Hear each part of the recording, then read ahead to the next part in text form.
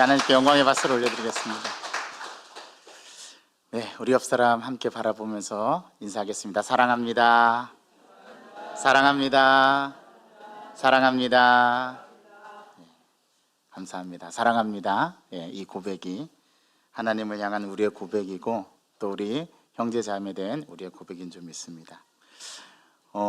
오늘 말씀의 제목은 내가 믿나이다입니다.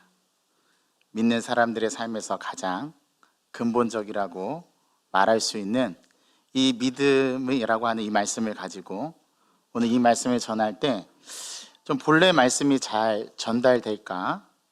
여기서 바로 전달만 된다면 우리의 삶에 굉장히 중요한 말씀이 여기 있다라는 확신을 가지고 오늘 이 자리에 섰습니다. 아주 날카로운 마음을 가지시고 들으셔도 되고요, 또 아주 비판적인 마음을 가지고 들으셔도 되겠습니다. 의심나는 것이 있으면 마음속에 그대로 마음을 가지시고 질문하시면서 말씀을 받아보시면 우리가 입으로 말하는 것과 우리 마음이 먼 이유도 오늘 본문 가운데서 나올 수 있습니다. 여러분, 사자성어 중에 귤화위지라는 말이 있습니다. 회남의 귤을 회북으로 옮겨 심으면 그 귤이 탱자가 된다는 뜻이거든요. 토양의 중요함에 대해서 이야기를 해주는 것입니다. 어쩌면 우리가 오늘 잘 아는 말씀, 믿는 자에게는 능히 하지 못할 일이 없느니라, 우리가 너무나 잘 사용하고 우리 입술로 고백하면서 내가 믿습니다 라고 이렇게 이야기하는 우리 삶의 근본이 되는 이 믿음이라고 하는 거, 오늘 이 주제를 우리가 좀 한번 깊이 자신의 신앙과 연결지어서 한번 이 본문 가운데 발견해 보실 수 있으면 좋겠습니다. 이렇게 할 때 우리들이 참 쉽게 이야기하고 있는 믿는다, 믿음이라고 하는 것의 대상은 무엇이고, 우리가 너무나 익숙하게 잘 아는 말씀인 믿는 자에게 능히 하지 못함이 없느니라 라는 말씀은 도대체 무슨 뜻을 가지고 있는가 정확하게 나올 수 있습니다. 여러분, 우리 예수님 가시는 곳에는 언제나 항상 큰 무리가 있었다라는 거, 성경의 복음서 곳곳을 둘러보면은 우리가 금방 발견할 수 있는데요, 항상 예수님 가시는 곳에는 무리들이 뒤따랐습니다. 그런데 오늘은 정반대로 오히려 무리가 있는 곳으로 예수님께서 오셨다고 성경 첫 절은 가르쳐 줍니다. 여러분, 이 앞에는 변화산이라고 하는 예수님께서 말로 형용할 수 없을 만큼의 아주 신기한 모습으로 변화된 모습을 세 제자를 데리고 가셔서 보여주셨습니다. 베드로, 야고보, 요한, 이 수제자라고 하는 세 명의 제자를 데리고 가서 변화산이라는 하는 곳에서 예수님께서 형용할 수 없을 만큼의 해같이 빛나고 완전히 다른 존재의 모습인 그 모습을 제자들에게 보여주었습니다. 특별히 세 제자들에게만요. 그러면 나머지 제자들은 어디 있었을까요? 그 변화산 밑에서 예수님과 이 제자, 세 제자를 기다리고 있었죠. 그 세 제자들과 함께 산에서 내려오셔서 이 무리에게 나아온 겁니다. 예수님께서 오셔서 내려와서 그 산에 내려와서 보니까 제자들이 서기관들하고 뭔가 논쟁을 하고 있는 모습이 오늘 성경 본문에 나타납니다. 여러분, 잘 따라와 보시기 바랍니다. 예수님께서 오셔서 제자들이 서기관들과 변론하는 모습을 보셨다라고 오늘 성경은 얘기하고 있는데, 오늘 본문에서 그 서기관들과 무슨 변론을 하고 있는지 성경은 가르쳐 주질 않습니다. 그렇죠? 또한 그 변론하는 모습을 보고 예수님께서 다가오시는 모습을 보고는 오늘 본문에 사람들이 매우 깜짝 놀랐대요. 왜 놀랐을까요? 예수님이 오시는 모습을 보고. 여러분, 우리는 본문을 읽어 스쳐 지나가지만 항상 우리는 본문 말씀 가운데 이 말씀이 왜 우리에게 주어졌을까를 생각하면서 우리가 말씀을 봐야 됩니다. 근데 그 심히 놀란 이유도, 사람들이 예수님께서 오시는 것을 보고 놀란 이유도 오늘 성경 본문은 가르쳐 주질 않아요. 그래, 너희들이 무슨 변론을 하고 있느냐? 예수님께서 와서 제자들에게 물었습니다. 이제 밑에 있었던 제자들이겠죠? 라고 예수님께서 물었더니 거기서 변론하던 예수님의 제자들이 예수님의 질문에 답변을 하는 것이 아니라 그 가운데서 있던 한 사람이 기다렸다는 듯이 툭 튀어나와서 이야기를 하는데 이렇게 이야기를 하는 겁니다. 예수님한테 내가 귀신 들린 내 아들을 선생님께 데리고 왔습니다. 그 사이에 빠졌습니다마는 선생님이 없어서 선생님의 제자들에게 이 귀신을 쫓아내 달라고 했더니 제자들이 능히 쫓아내지 못하더이다 라는 의미를 포함하는 답변을 한 사람이 툭 튀어나와서 대답을 해줍니다. 제자들이 대답한 게 아니에요. 자, 여기까지 잘 따라오셨죠? 자, 그러면 그 다음 구절 한번 보십시오. 여기에는 지금 네 가지 부류의 사람이 등장하고 있습니다. 하나님 예수님을 따라다니면서 창세 이래로 그런 하나님의 역사와 능력을 보지 못했던 사람들이 예수님께서 하시는 것을 그대로 동고동락하면서 따라다닌 제자들의 그룹이 한 그룹 있고, 그렇죠? 그 다음에 또 하나는 하나님의 말씀으로 된 모든 일을 율법 안에서 풀어나가는 데 있어서만큼은 자신들이 전문가라고 하는 율법의 전문가 서기관들이 있습니다. 맞습니까? 또 다른 한 부류가 있다면 하나님의 능력을 한번 맛보고 싶어서 예수님의 그 기적의 능력을 체험하기 위해서 그래도 할 수 없는 상황 속에서 자기 아들이 죽어 나자빠지는 상황까지 가는 것을 보고 그래도 한 가닥 희망을 가지고 주님께서 고쳐주시기를 바라는 마음으로 그 능력을 사모해서 오는 아버지가 그 아들의 그룹이 하나 있습니다. 지금 세 그룹이 나왔습니다. 마지막으로 여기에 한 가지 더, 방관자로서 그냥 그 상황을 지켜보고 있는 구경하는 사람들까지 포함시킨다면 오늘 본문에서는 총 4부류의 사람이 나오는 것을 우리가 볼 수 있습니다. 그렇죠? 자, 그런데 그들 사이에 변론이 있었고 변론의 이유에 대해서는 알 수가 없습니다. 예수님께서 오시니까 온 무리가 예수를 보고 깜짝 놀랐습니다. 그리고는 예수님께서 무슨 변론을 하냐고 묻는 그 질문에 귀신 들린 아버지라는 사람이 대답한 내용을 보니까 예수님의 제자들이 귀신을 내어 쫓지 못했어요. 우리는 제자들과 서기관들이 무슨 변론이 했는지는 모르겠지만 이 변론이 왜 나왔는지는 알 수 있습니다. 여러분, 이 변론이 왜 나왔죠? 왜 서기관들과 이런 변론을 하게 됐죠? 그것은 능력을 나타내야 할 사람들이 능력을 나타내지 못한 데서 나온 변론입니다.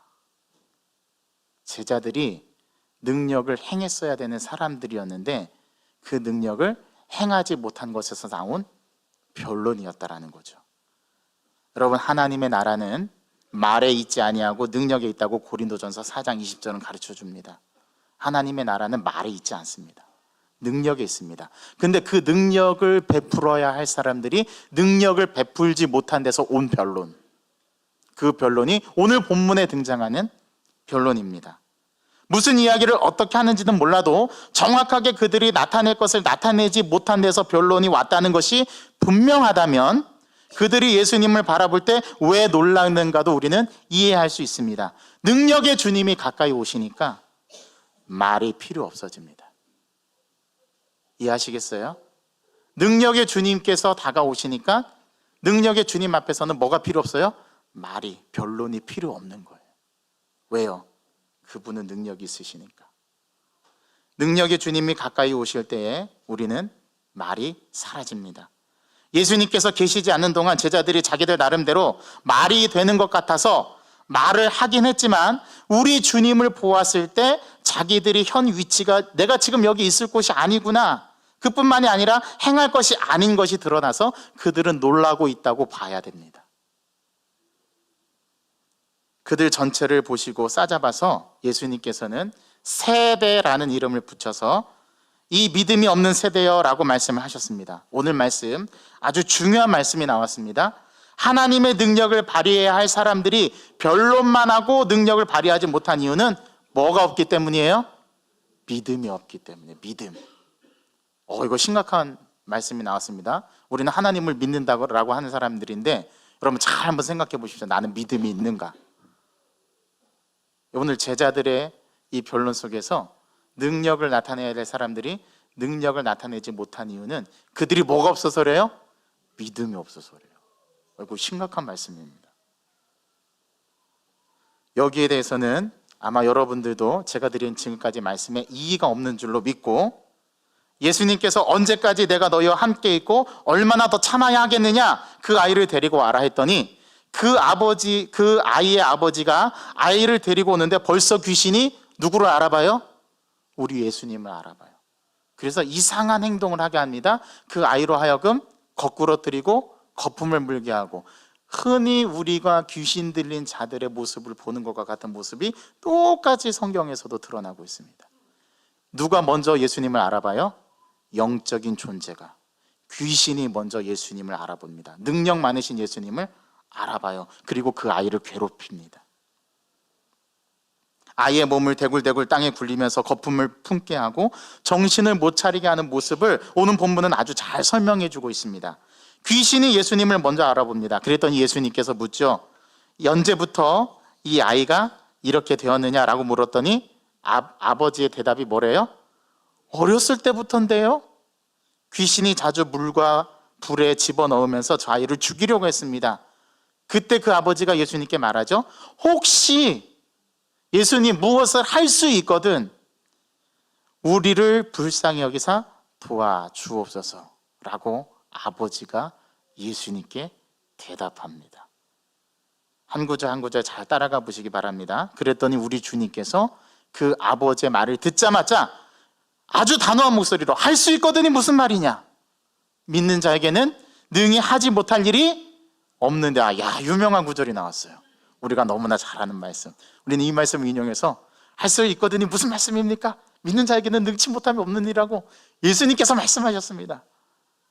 그런데 여러분, 다 능력대로 되던가요? 우리가 능력대로 안 되는 이유는 뭐가 없어서예요? 믿음이 없어서래요. 그랬더니 그 대답을 이 아버지에게 해주고, 이 말씀 가운데서, 이 말씀은 우리는 모르시는 분이 없는 줄로 알지만 그때 그 아버지가 소리를 지르면서 예수님께 다시 한마디 대답을 하는데 뭐라고 대답해요? 여러분 읽어보십시오. 내가 믿나이다. 나의 믿음 없는 것을 도와주소서.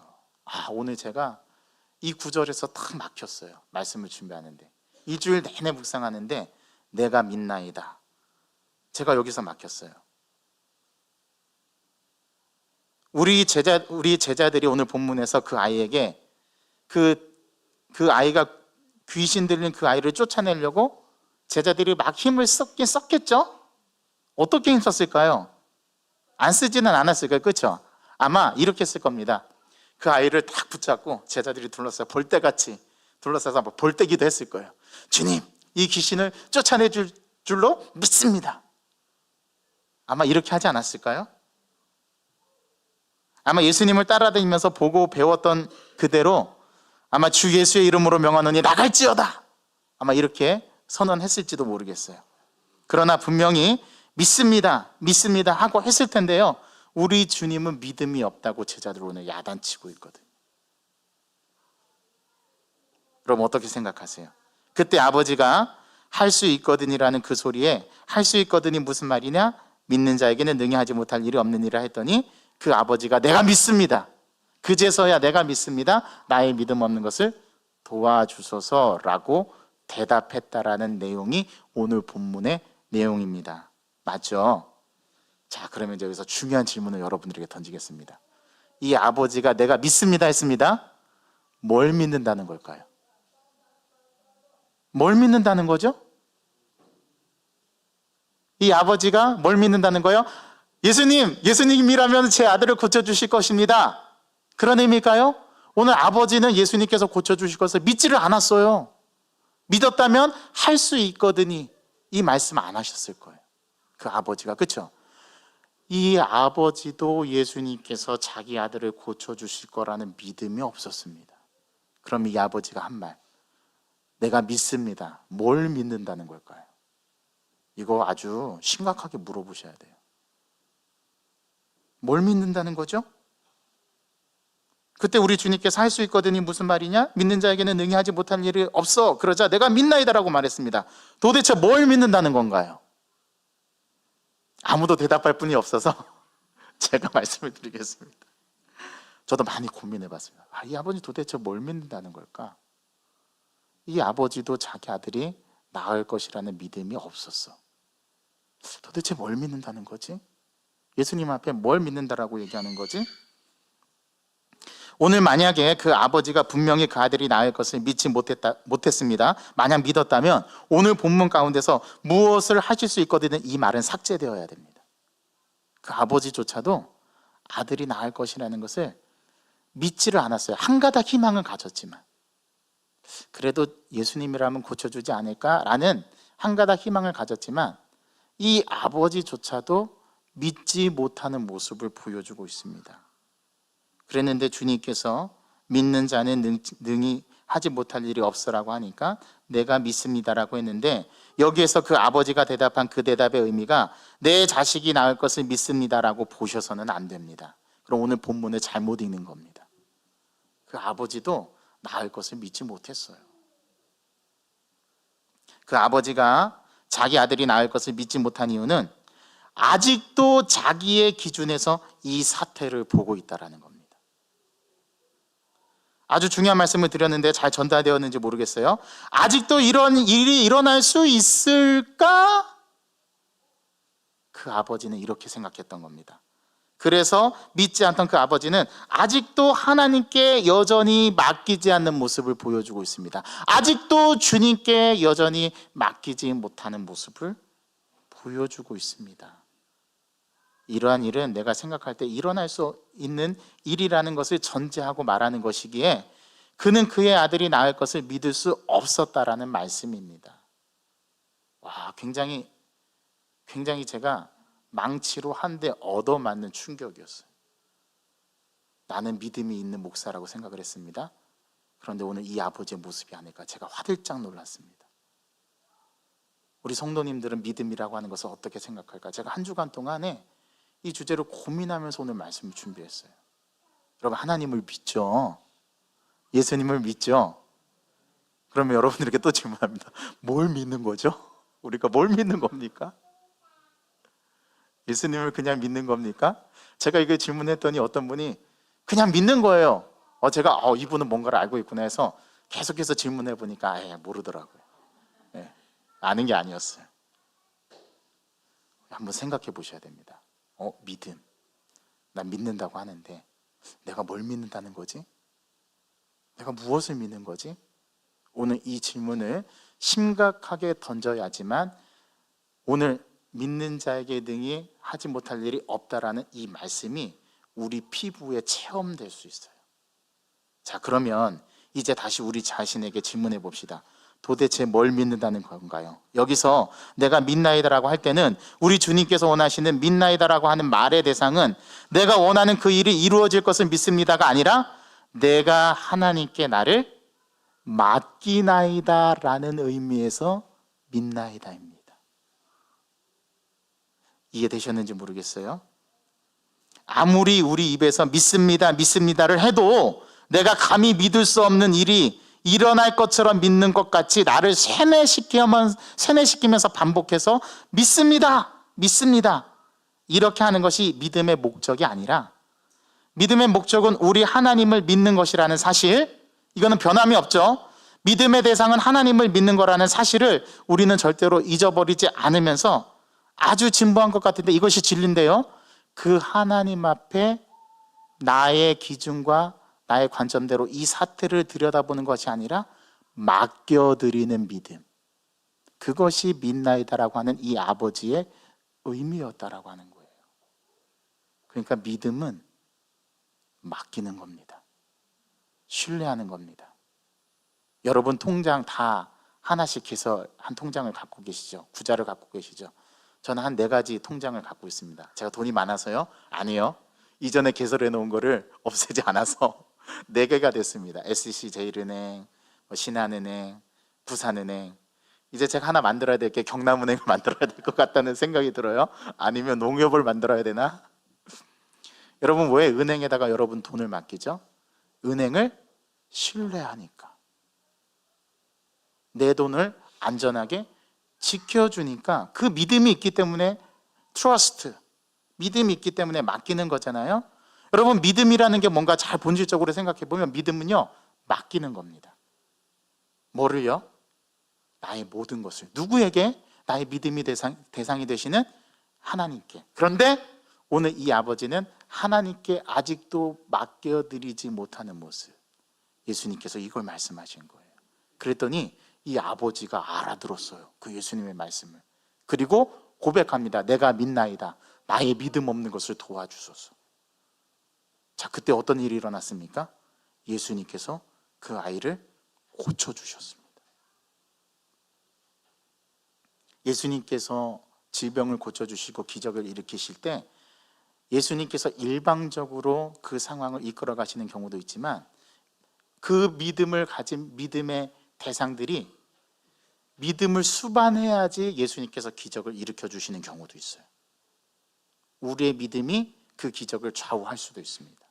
오늘 이 아버지가 내가 믿나이다, 나의 믿음 없는 것을 도와주소서라는 이 말씀의 의미를 여러분 한번 잘 생각해 보시기 바랍니다. 오늘 제가 괜히 이렇게 힘주어서 말씀을 드리는 것 같은데요, 상당히 많은 신앙인들이, 아주 많은 그리스도인들이 믿음을 이야기할 때 믿을 수 없는 일을 믿으면 되는 거야 하는 의미로 믿는 자에게는 능히 하지 못할 일이 없어라는 이 말씀을 사용해요. 이거 될 줄로 믿으면 되는 거야, 일단 믿어. 예, 그렇게 말을 많이 하거든요. 그런데 오늘 제자들도 그 말은 했습니다. 믿습니다. 주님이 쫓아내 주실 줄 믿습니다. 제자들이 그거 했어요. 안 한 거 아니에요. 그런데 능력이 나타나지 않았습니다. 나갈 것을 믿습니다. 주님이 이들을 쫓아내 주실 것을 믿습니다 하는데, 그들은 우리 주님께로부터 믿음이 없는 세대라는 소리를 들었습니다. 믿음은 하나님을 믿는 것이고, 하나님을 믿는다는 것은 나를 온전히 그분께 어떻게 한다는 거예요? 맡긴다라는 거예요. 의탁한다라는 거예요. 철저히 맡기는 자는 내 인간적인 한계를 기준 삼아서 사태를 평가하지 않습니다. 다시 말씀드립니다. 철저히 믿는 자, 하나님을 믿는 자는 맡긴다라는 건데, 자신을 온전히 맡긴다라는 건데, 자신을 온전히 맡기는 자는 내 인간적인 한계를 기준 삼아서 사태를 평가하지 않습니다. 그래서 저도 여러분들의 믿음을 재단하거나 평가하지 않습니다. 그저 영광교회를 하나님께 맡길 뿐입니다. 저 자신을 하나님께 맡길 뿐입니다. 나의 질병 가운데 있는 암투병하면서 이 암을 하나님께서 고쳐주시기를 바라는 그 사태를 나의 믿음의 관점으로 바라보는 게 아니라 하나님께 그저 나를 맡기는 거예요. 나를 긍휼히 여겨주십시오. 나를 불쌍히 여겨주십시오. 맡기는 거, 이게 참 중요합니다. 오늘 맡기지 못했다면 내일 더 맡기는, 더 신뢰하는 여러분들 되시길 바랍니다. 하나님이 내 속에 들어오셔서 내가 나의 전 존재를 주님께 맡길 수 있는 믿음의 대상으로 신뢰할 수 있느냐 없느냐의 문제를 지금 예수님께서 이 아버지에게 묻는 거예요. 오히려 주님이 원하시면 되는 겁니다. 우리 예수님이 전한 말씀을 오해할 수 있도록 너무나 많이 잘 쓰였던 그 말씀을 오늘 다시 한번 받아보시기 바랍니다. 믿는 자에게는 능히 하지 못할 일이 없느니라. 정확한 말씀입니다. 믿는 자에게는 능히 하지 못할 일이 없습니다. 그런데 어떤 점에서 정확한 말씀인가 하면, 내 앞에 이 일이 일어날 것을 믿는 자, 그런 자에게는 이 일이 일어납니다 라고 하는 의미에서 믿음을 의미하는 것이 아니라, 하나님께 모든 것을 맡기고 그분이 하신다면 이루어지는 것, 그것을 믿는 자 앞에는 능히 하지 못할 일이 없다라는 의미에서 믿음입니다. 이해되셨나요? 그런 의미에서 내가 믿나이다 하라는 이 말씀, 분명히 전달되었는지 모르겠습니다. 이제부터 우리가 믿습니다 라는 말을 어떤 때 쓰더라도 하나님을 믿는다는 사실을 기억하시고, 나는 정말 믿는 존재인가를 물으실 때 아직도 내 기준을 가지고 판단을 하고 있지 않는가, 나 아니면 무한한 하나님의 능력으로 나는 이것을 맡겨드리고 있는 자인가를 무섭게 물어보시기를 바랍니다. 그래야 오늘 이 말씀이 정확하게 그 의미가 나올 것입니다. 오늘 저는 더 길게 말씀드릴 이유가 없다고 생각되지만, 더욱더 의미를 확실하게 선포하는 의미에서 본문 맨 마지막 절에 나오는 오늘 우리가 읽지 않으려고 하다가 읽었던 말씀 세 구절을 제가 못을 박는 의미에서 한번 여러분들에게 말씀을 드리고자 합니다. 제자들과 예수님이 대화한 말씀을 여기에다가 집어넣어서 말씀드려보면 정확하게 나옵니다. 어찌하여 능히 그 귀신을 우리는 쫓아내지 못했지요, 주님? 제자들이 나중에 물어요, 예수님께 와서. 그때 여기서 예수님께서 대답을 해주십니다. 기도 외에는 다른 것으로는 이런 종류가 나갈 수 없느니라. 이런 유가 나갈 수 없다. 여기서 이런 유라는 것은 말씀은 능력이라는 의미입니다. 그렇다면 여기서 우리는 질문을 하나 던져야 됩니다. 기도가 뭘까? 그러면 기도 외에는이라고 했는데 그럼 기도가 뭘까요? 제가 지금 드린 말씀을 여기에다가 집어넣어서 말씀해 보세요. 우리가 내가 믿나이다라는 의미가 뭐라고 말씀드렸죠? 맡기는 거라고 그랬어요. 그럼 기도는 뭔가요? 맡기는 겁니다. 와, 아주 공식처럼 여러분이 딱 이제 오셨는데요. 기도는 자꾸 나를 맡기는 겁니다. 오늘 여러분들과 제가 예배를 드리면서 하나님 앞에 기도했습니다. 근데 저 예배 당문에 딱 나가면 언제 하나님께 맡겼냐는 듯이 그 기도 제목을 도로 찾아가시는 분들이 있어요. 저도 그랬어요. 그랬는데 맡기는 거예요. 전문을 나갈 때 아마 여러분들 100% 중에 한 70%만 맡기고 가시는 분들도 있을 겁니다. 그리고 30%는 가다가 또 고민하고 또 걱정하고 그런 자기의 모습을 발견하죠. 저도 그래요. 저도 그렇습니다. 그래서 기도하는 겁니다. 내일은 더 맡겨드릴 수 있도록. 기도란 뭐냐? 맡기는 거예요. 오늘 못 맡겼으면 내일 더 자꾸 나를 맡기는 거. 잘 안 맡겨지는 나를 자꾸 하나님께 맡기는 게 기도입니다. 와닿으시나요? 오늘 덜 맡겼으면 내일은 더 맡기는 거예요. 지속적으로 기도하면서 맡겼다라고 하는 것이 이 기도 외에는이라는 말 속에 담겨 있다라는 뜻입니다. 철저히 맡기다가 보면 내가 맡기는 건지 하나님이 나를 맡아주시는 건지 분간하지 못할 때, 그러한 상태가 됐을 때 내가 나사렛 예수의 이름으로 명하느니 그 아이에게서 나와라, 이런 능력의 말씀을 선포했을 때 하나님께 맡겨진 자는 그 말씀의 선포대로 이루어지는 거예요. 이걸 경험하시는 저와 여러분 되기를 바라요. 여러분 다 이런 능력을 가지고 있습니다. 하나님께서 우리에게 그런 능력을 허락해 주셨습니다. 여러분들이 자꾸 맡기다 이제 자신의 전종죄까지 맡기다 보면은요, 여러분들이 그 맡긴 상태에서 명령을 하잖아요. 그대로 이루어질 줄 믿습니다. 이걸 경험하시기를 바라요. 한 주간 동안. 그리고 다음 주에 만났을 때는 목사님, 제가 지난주에 그 말씀 듣고 정말 하나님께 맡기고 기도했는데 그게 이루어졌어요.